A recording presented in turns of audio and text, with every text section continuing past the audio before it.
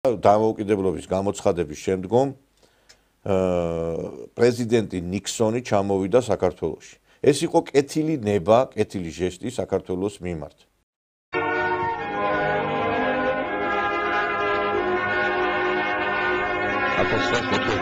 წელს საქართველოში ჩამოვიდა ამერიკის ყოფილი პრეზიდენტი, ამერიკის ისტორიაში ერთ-ერთი ცნობილი პოლიტიკოსი რიჩარდ ნიქსონი.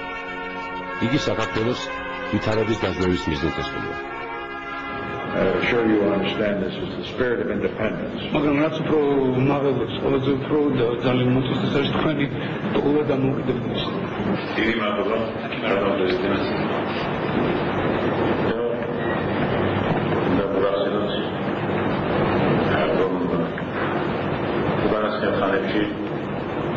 საფედერალში გადადიოდა დაპყრობილი ერების, ანექსირებული ერების თხოვა სახელმწიფოებრივი დამოუკიდებლობისა.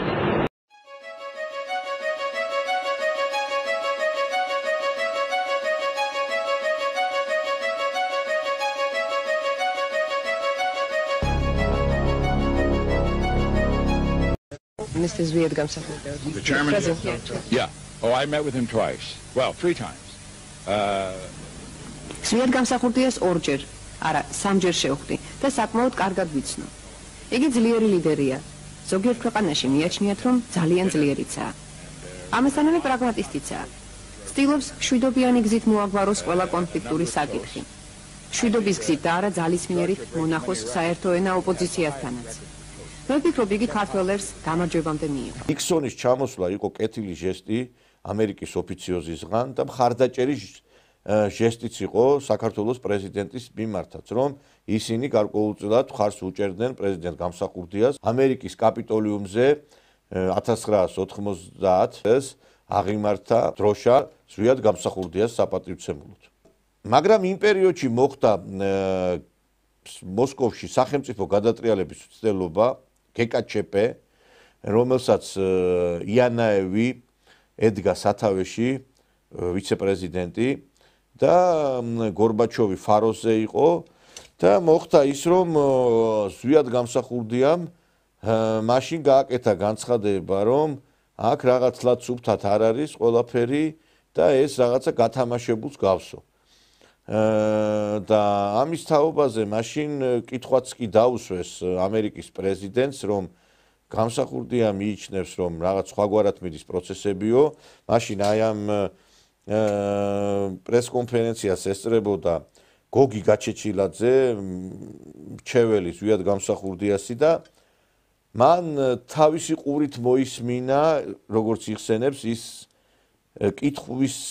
ის კითხვაც და ის პასუხიც პრეზიდენტ ბუშისგან, უფროსი ბუშის. თეთრი სახლის წინ გამართულ პრესკონფერენციაზე ზვიად გამსახურდიას მისამართით ნათქვამი საბედისწერო ფრაზა, მაშინ მისმა მრჩეველმა ერთაშორის საკითხებში საკუთარი ყურით მოისმინა. ჩავრცელდა ტელევიზორი და ტელევიზიით გადაცემენ პრესკონფერენციას თეთრი სახლის ეზოდან. თეთრი სახლის ეზოში გამართა ბუშმა პრესკონფერენცია და ამ პრესკონფერენციაზე ილაპარაკა იმის შესახებ, რომ ამერიკა არასდროს არ ცნობს არალეგიტიმურ პუჩისტებს და აღიარებს მხოლოდ გორბაჩოვის პრეზიდენტობას და ამერიკა მზად არის მობილიზებულია ყველაფერი იმისათვის, რომ თავისი პოზიცია დაიცვას. აი ამ სიტყვებს რომ ამბობს ბუში, ამ დროს წამოდგა ერთი ძალიან სანდომიანი, საინტერესო ქალბატონი, ჭაღარათმიანი, შავი სათვალეები ჰქონდა, კარგად დავამახსოვრდა ეს ჟესტი და მან მიმართა, რომ ბატონო პრეზიდენტო, თქვენ თქვით, რომ არ ცნობს ამერიკა პუჩს მოსკოვში და აღიარებს მხოლოდ გორბაჩოვს და აგერ გუშინ CNN-მა გადასცა საქართველოს პრეზიდენტთან ინტერვიუ და საქართველოს პრეზიდენტმა თქვა, რომ ეს არის გორბაჩოვის შოუ. ამაზე ბუშმა იტეხა ისტერიკები და თქვა, რომ this is ridiculous, ეს არის სასაცილო. ასეთი გამოთქვა ინგლისური და ეს გამსახურდია დიდი ხანია მიდის დინარების საპირისპირო და დროა ის გამოერკვიოსო. აი ამან დამცამე თავზარი მე რაც მქონდა მოფიქრებული და როგორაც მქონდა ჩემი მოხსენება ჩამოყალიბებული დამიმცხვრია სულას პროექტი და ახლა არ ვიცი როგორ უნდა მოვიქცე ასეთ სიტუაციაში და მე მაშინალურად დავრეკე ზვიადთან და საბედნიეროდ აიღო ტელეფონი ზვიადმა და უთხარი რომ ეგეთი სიტუაცია მეთქი. უთხარი რომ ზვია ძალიან გთხოვ მეთქი რომ გადაბრუნებული ცუდი რაღაცა არ თქვა გარბაჩოვზე, იმიტომ რომ გულის ფიცარზე აქვს ამოჭრილი გარბაჩოვის სახელი ამერიკაში. კარგი და ეხლა ეს რო თქვა მეთქი მე რომ დამისვამენ ამ კითხვას მე როგორ უნდა მოვიქცე მეთქი ერთ. მაგათ უთხარი დინარებას კუტარი თავზები მიყვებიან. ეს იყო ფანტასტიკური მე ერთხელ თქვი ეს და კიდე არას არ მომბეზდება მისგან ეს იყო საუკუნის ფრაზა ყველაზე კარგად ამ ერთი ფრაზით გამოხატა მან რომ საქართველო არის ცოცხალი და არასდროს არ დანებდება და არ გაცვლის არაფერზე თავის დამოუკიდებლობასთან თავისუფლებას მას ცოტა წამუშავება სჭირდება იმაზე თუ რა განცხადებები გააკეთოს და რა არა. მე ვგულისხმობ რომ სისულელეა როცა ეს ადამიანიც მიცურავს დინების საწინააღმდეგოდ. მე ეს ცოტა ზედმეტი მგონია. არ მინდა რომ ბორცს მიღმა აღმოჩნდეს ამის გამო, მაგრამ უნდა შეიგნოს და გაიგოს რა ხდება მსოფლიოში. დიახ, ჯორჯ ბუშმა განაცხადა რომ დინების საწინააღმდეგოდ მიცურავს გამსახურდია. იმიტომ რომ კარგად მოგეხსენებათ მაშინ გამოიკვეთა კონტურები იმისა რომ უნდა შექმნილიყო SNG თანამეგობრობის წევრ ქვეყნებში უნდა შესულიყო საქართველო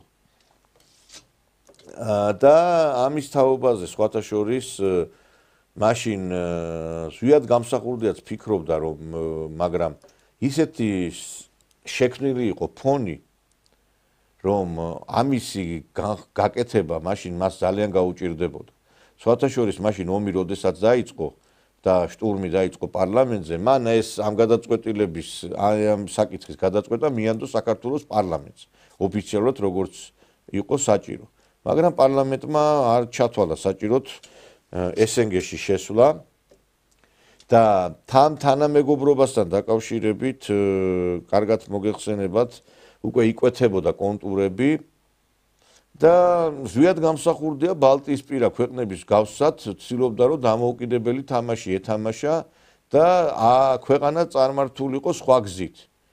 და ეს იყო საწინდარი იმისა რომ ჯეიმს ბეიკერმა ამის თაობაზე გააკეთა განცხადება რომ საქართველო აცდა დემოკრატიის გზას. 1991 წლის 12 დეკემბერს პესტონის უნივერსიტეტში პუტჩამდე რამდენიმე დღით ადრე ამერიკის სახელმწიფო მდივანმა ჯეიმს ბეიკერმა შემდეგი რამ განაცხადა. რუსეთი, უკრაინა, ყაზახეთი, სომხეთი, ყირგიზეთი უკვე აჩვენებენ თავიანთ მზაობას აიღონ პასუხისმგებლობა და გახდნენ მსოფლიო დემოკრატიული საზოგადოების წევრები. ისინი აცნობიერებენ, რომ მათი წარმატება ყველაზე მეტად დამოკიდებულია დემოკრატიის და ეკონომიკური თავისუფლების იდეების გაზიარებაზე. წარსახაა, რომ სხვა მთავრობები, მაგალითად საქართველო უკვე აჩვენებენ, რომ კომუნიზმი შეიძლება შეიცვალოს მთავრობით, რომელიც ავტორიტარულია. ამიტომ ისინი თანაბრად არ ემსახურებენ ჩვენს აღიარებას და დახმარებას.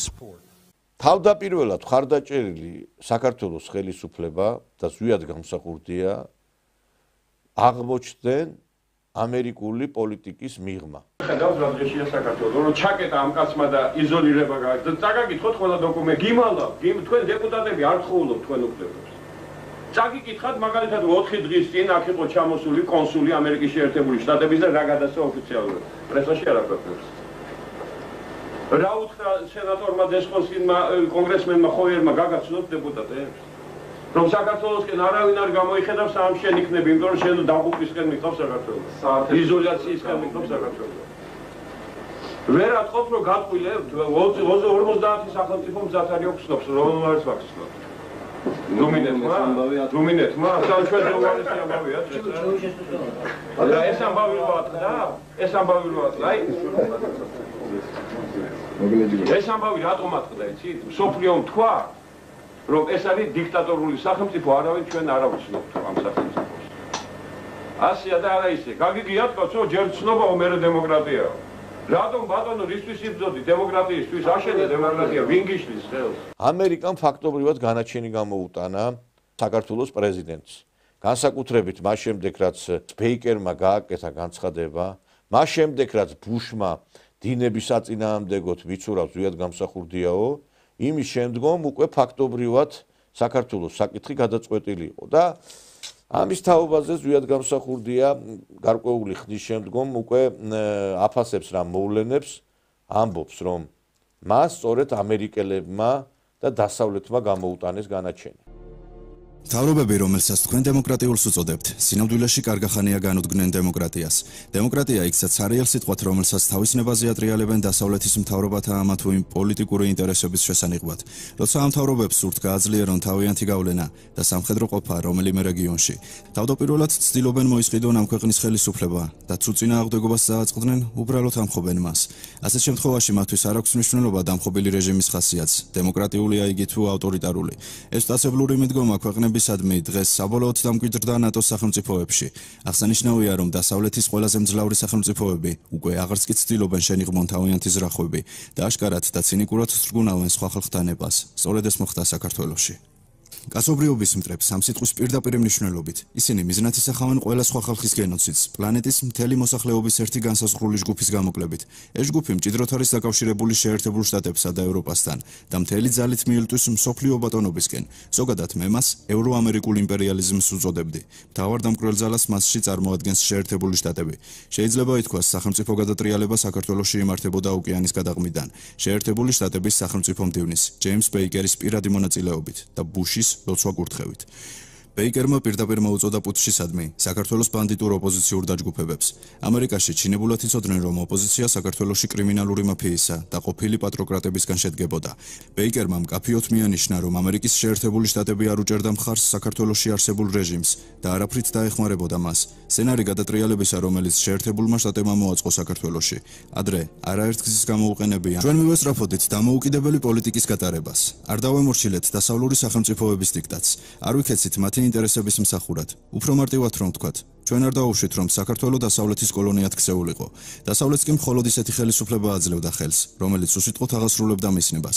ეს იქცა ერთ-ერთ მიზეზად სამხედრო გადატრიალებისა და ხელისუფლებაში ცენტრალური სადაზვერვო სამმართველოს სრულ აგენტებისა და ევროამერიკული იმპერიალიზმის პირდაპირი აგენტების მოსვლისა. მაგრამ დასავლეთის წყრომას ჩვენს მიმართ კიდევ ერთი მიზეზი ჰქონდა. სახელმწიფოს სათავეში მოსულნი ჩვენ ვესწრაფოდით ეროვნული კულტურის აღორძინებას, ხალხის შეკავშირებას, ეროვნული სულისკვეთებით, რათა მას მთელი სიღრმით გაეცნობიერებინა, რომ გაცილებით ძველი ისტორია აქვს, ვიდრე ბევრ ევროპელ ხალხს. ჩვენი პოლიტიკის ეს ეროვნული ორიენტაცია არ იწვევდა სწორედ საერთო ევროპული სახლის მესვეურთა აღტაცებას, რადგან ოფიციალური დასავლეთი ებრძვის ყოველგვარ ეროვნულ მოძრაობას. მათი მიზანია გაანადგუროს ერისნება საერთოდ და შექმნას ერთიანი მსოფლიო კონგლომერატი, სათავეში მსოფლიო ხელისუფლებით.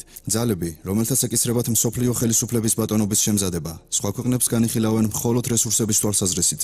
მათი მიზანია ეს ქვეყნები თავიანთი ხალხებით, მთავრობებით, კულტურებით აქციონ უბრალო ტერიტორიად, სადაც მოსახლეობას დატოვებენ მხოლოდ მსოფლიო ელიტისთვის საჭირო რაოდენობით. ამასთან სრულიად დემორალიზებულს, მზადყოფს მისი ინტერესების სამსახურისადმი. ამ მზრახოთა განხორციელებას მხოლოდ ხალხთა ეროვნული თვითშეგნება და ეროვნული სახელმწიფოების შექმნა შეიძლება აღუდგეს წინ. ამიტომ ებრძვის დასავლეთი ეროვნულ მოძრაობებს, ამიტომ ცდილობს ეთნიკური კონფლიქტების გაჩაღებას და ომების პროვოცირებას. მაგალითად, იუგოსლავიაში მიმდინარე ომი მათი ნამოქმედარია. ეს შემთხვევით სტიქიურად აალებული კონფლიქტი კი არ არის, არამედ მიზანმიმართულად გაჩაღებული ომი, რომელშიც უნდა დაიფერფლოს ეროვნული იდეების მატარებელი ხალხი. დღესაც დასავლეთ იუგოსლავიის მოდელი დასავლეთიდან გადააქვს კავკასიაში. ხელოვნურად მწვავდება ეროვნებად შორისი დაძაბულობა. შემდგომში ხან აქ, ხან იქ. აფეთქებული ლოკალური კონფლიქტები დასავლეთს მისცემს საბაბს პირდაპირ სამხედრო ჩარევისთვის გაერთიანებული ერების ორგანიზაციის ძალთა სახით. სულ ახლახანს გაკეთდა განცხადება, რომ ნატო ქმნის სწრაფი რეაგირების ძალებს 100,000 კაცის შემადგენლობით, რომელიც შეერთება მსოფლიოს ნებისმიერ რეგიონში მიმდინარე მოვლენებში. ფრიად საყურადღებოა, რომ ამასთან დაკავშირებით მოხსენიებულ იქნა კავკასია. სწორედ ეროვნული თვითშეგნება აქცევს ადამიანს ადამიანად. ეროვნება არ აქვს ცხოველს, სარწმუნოება და ეროვნება ის ძირითადი თვისებებია, რომელიც ადამიანს სხვა სულიერისგან განასხვავებენ და მისთვის ამ განმასხვავებელი თვისების წართმევა უმძიმესი დანაშაულია ადამიანის წინაშე. დასაწყისში მისი როგორც პიროვნების დეგრადაციისა, დენაციონალიზაცია, წინაპართა და წარსულის უარყოფა, ადამიანის სრული მოკვეთა ეროვნული ფესვებისგან. კაცი ადამიანურ აზრს მხოლოდ თავისი ეროვნული კულტურის წიაღში ინარჩუნებს. ამიტომ ადამიანის კულტურა განუყრელად არის დაკავშირებული მის ეროვნებასთან. იგი მშობლიური კულტურის მეშვეობით ეზიარება მსოფლიო ცივილიზაციას. ამდენად დენაციონალიზაცია ადამიანისა და დენაციონალიზაცია ქვეყნისა წყვეტენ მათ კავშირებს დანარჩენ სამყაროსთან და დაუცველს ტოვებენ მსოფლიო მასშტაბით ორგანიზებული კოსმოპოლიტური ძალების წინაშე. ბატონო პრეზიდენტო, რით აიხსნება დასავლეთის ესოდენ გაზრდილი ინტერესი კავკასიის მიმართ? ეს რეგიონი ძალზედ მნიშვნელოვანია გეოპოლიტიკური თვალსაზრისით. კავკასიის მფლობელი ფლობს ახლო აღმოსავლეთსაც და აზიასაც. ეს სხვათა შორის მუდამ ესმოდათ დასავლეთის ქვეყნებს, რის გამოც ბრძოლა კავკასიისთვის უძველესი დროიდან მიმდინარეობდა, მათსა და რუსეთს შორის. წმინდა სამხედრო თვალსაზრისით კავკასია წარმოადგენს ხიდს დასავლეთსა და აღმოსავლეთს შორის, რომელიც მეტად აუცილებელია ორივე მხარისთვის.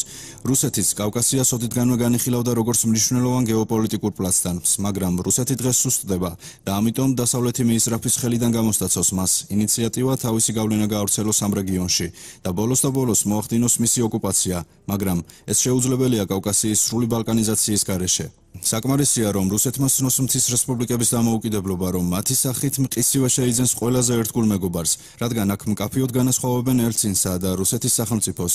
მმართველები მიდიან და მოდიან, ქვეყანა კი რჩება. მე მიმაჩნია, რომ როლი, რომელსაც დღეს რუსეთი ასრულებს კავკასიაში, არ შეესაბამება მისსავე ინტერესებს და ოკეანის გადაღმიდან აქვს თავს მოხვეული. ჩემთვის არ არის უცხო პრორუსული განწყობა. მე მუდამ მივესწრაფოდი მჭიდრო კავშირებს რუსეთთან და ოცნებობდი საქართველოს ყოლო და ბუნებრივი მოკავშირე. ამ თავისი დიდი აღმოსავლელი მეზობლის სახით, მაგრამ ეს არ აძლევდა ხელს დასავლურ სამყაროს და მის მორჩილ ხელისუფლებას რუსეთისა. ისინი განაგრძობენ ეთნიკური კონფლიქტების გაჩაღებას კავკასიაში. შედეგად ჩვენ ვდგავართ ამ კონფლიქტების დიდ ომში გადაზრდის სავსებით რეალური საფრთხის წინაშე. მე იმედი მაქვს კონფლიქტებში ჩართული ხალხების, პირველ რიგში რუსი ხალხის საღიაზრისა და გონიერებისა. ვიმედოვნებ, იგი შეიგნებს თუ ვინ და რა ინტერესების კარნახით უბიძგებს რუს ჯარისკაცებს ახალი კავკასიური ომის უფსკვლისაკენ. ამ ომში ვერც ერთი მხარე ვერ იქნება გამარჯვებული, ხოლო დასავლეთი მოითბობს ხელს ახალი ომის ალზე. მე მწამს ხალხთა სიბრძნის. ფინეთში მყოფი პრეზიდენტიც ასევე საუბრობს იმის შესახებ, რომ სწორედ ბუშისა და ბეიკერისა და გორბაჩოვის ტანდემმა მის წინააღმდეგ იმუშავეს. ამ შეთქმულების მეთაურები იყვნენ შეერთებული შტატების ყოფილი პრეზიდენტი ჯორჯ ბუში და სახელმწიფო მდივანი ჯეიმს ბეიკერი. ეს ორი კაცი ჩემს წინააღმდეგ მოქმედებდა. როგორი იყო ჯორჯ ბუშისა და გორბაჩოვის გავლენა მსოფლიოზე? ეს ორი ადამიანი მოქმედებდა ჩემს წინააღმდეგ. რატო გავიხსენეთ ეს მოვლენები ძვირფასო ტელემაყურებლებო ჩვენ? გავიხსენეთ იმიტომ, რომ დღეს, როდესაც ჩვენ აღტკინებული ვართ იმით, რომ აი ამერიკელებით და დონალდ ტრამპით, ჩვენ უნდა ვიცოდეთ, რომ ამერიკელების პოზიცია ყოველთვის იცვლებოდა საქართველოს და იგივე იმ ქვეყნების მიმართ, რომლებსაც მათი იმედი ჰქონდათ. ასე მოხდა ზვიად გამსახურდიას დროს. ჯაუჭირეს ხარი შემდგომში ზვიად გამსახურდია სწორედ ამერიკელებმა ჩამოაგდეს. კი, აქ შეიძლება გადატრიალების პროცესში რუსის ჯარისკაცებიც მონაწილეობდნენ, მაგრამ ეს იმით აიხსნება, რომ მაშინ რუსეთი თვითონ არ ეკუთვნოდა, თვითონ რუსეთის ხელისუფლება ექვემდებარებოდა ამერიკის შეერთებულ შტატებს. ელცინი გამოვიდა, კარგად მოგეხსენებათ, კონგრესში და თქვა, რომ ბოჟე ხრანი ამერიკულ. И вот сейчас хотел бы закончить свое выступление словами из песни американского композитора российского происхождения Ирвина Берлина. Господи, благослови Америку.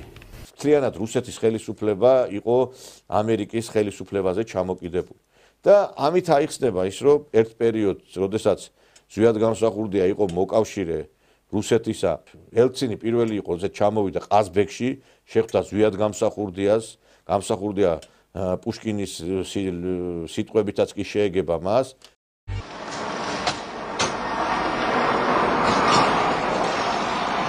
თვეში საქართველოს რუსეთის პრეზიდენტი ბორის ელცინიაშვილი შეხვედრა ყაზბეგში შედგა.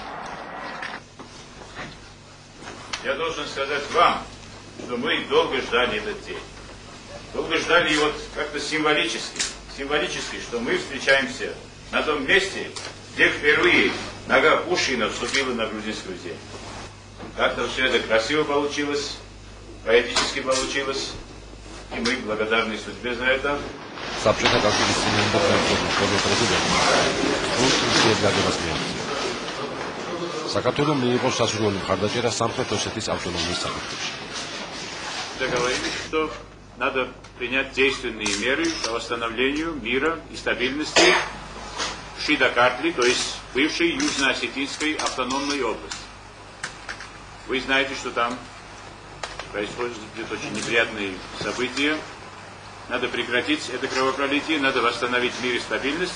И в первую очередь мы решили создать смешанную комиссию Министерств внутренних дел Грузии и России, а потом создать совместный отряд для разоружения всех незаконных военизированных формирований, достижения мира и спокойствия и восстановления законной власти.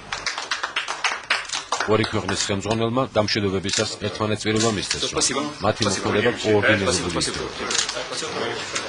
как Россия полным уважением относится к суверенной Грузинской республике, к ее самостоятельной политике и готовы без каких-либо предварительных политических, экономических и прочих условий заключить с Грузией такой договор.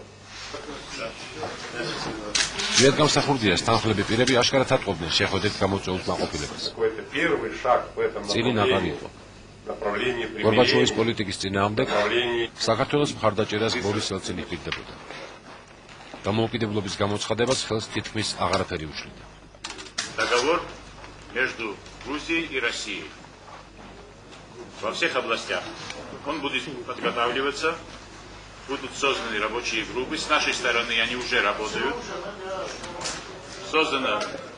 Подготовлено немало материалов в этом направлении. И, наверное, этот договор будет подписан где-то к концу апреля, если не ошибаюсь. Причем договор и общеполитический, и экономический. და თითქოს ჩვენ შორის უნდა ყოფილიყო ისეთი ურთიერთობა, რომ ნორმალური, ეს კი არა ზუსტად გამსახურდია იყო ელცინის აი ინაუგურაციაზე თამადად, როდესაც ის პრეზიდენტი გახდა, ის იყო თამადა აი ამ სუფრაზე. თითქოს ყველაფერი კარგად მიდიოდა, მაგრამ ამერიკელებმა გადაწყვიტეს, რომელიც რუსეთის ხელში ყავდათ და რა თქმა უნდა, მაშინდელი პოლიტიკური პროცესებს ისინი მართავდნენ, გადაწყვიტეს, რომ უნდა მოეცილებინათ გამსახურდია, რომელიც მათთვის მიუღებელი იყო. შემდგომში უკვე შევარდნაძე მოვიდა ხელისუფლებაში და შევარდნაძეც მიუღებელი იყო. შევარდნაძე, რომელმაც დაამხო გამსახურდია, შევარდნაძე, რომელმაც მიიღო მონაწილეობა აი ამ პუტჩში, იმიტომ რომ ის ერთ-ერთი იყო, რომელმაც გააკეთა განცხადება, რომ მადლობა გადაუხადა ინტელიგენციას, რომ იარაღი აიღეთო თქვენო, ესე ჩვენ კარგად გვახსოვს. თბილისში ედუარდ შევარდნაძე ჩამოვიდა, მას აეროპორტში უამრავი ხალხი დახვდა. ედუარდ შევარდნაძემ ქართულ ინტელიგენციას იარაღის ხელში აღებისთვის განსაკუთრებული მადლობა აეროპორტშივე გადაუხადა.